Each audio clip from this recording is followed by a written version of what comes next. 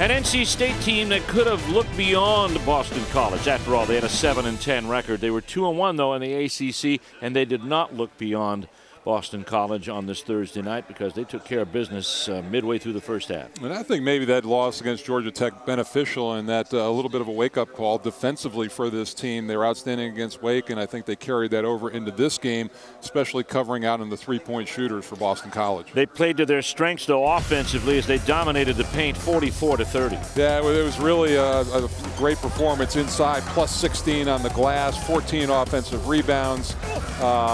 Just the front line wearing down BC inside. C.J. Leslie hurt in this game but came back and played. Richard Howell, another double-double for him, and they were terrific. And we talked about the defensive end of the floor, 16 steals, 23 points off turnovers as a result. And I think this is where this Wolfpack team is at their best, when they get out in the open floor and generate points off their defense, although they were pretty sound in the half court as well.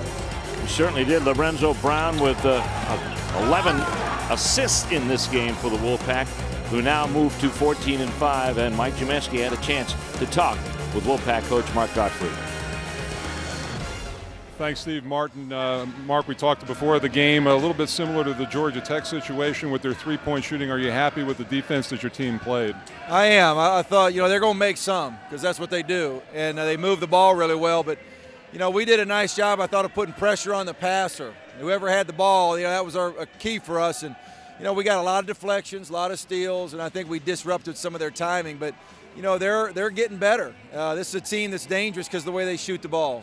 And really, over the last two games, two very good defensive efforts back-to-back. Was that a point of emphasis in practice over that stretch? Well, we lost to Georgia Tech, where we didn't think defensively we were nearly as good as we should be. So it has been. I think our guys have responded. We're also running our offense pretty well. I like our execution right now. This is a really unselfish team. They share the ball, they pass to one another, and that's been a strength for us. How have you seen that grow as this year has gone along, a new offense for a lot of these guys, and how they've responded to it? I think they've done well. We're running when we can run, got opportunities to push it, but in the half court, I think they've learned what we've tried to put in, and I think they've bought in. But it's an unselfish group, though.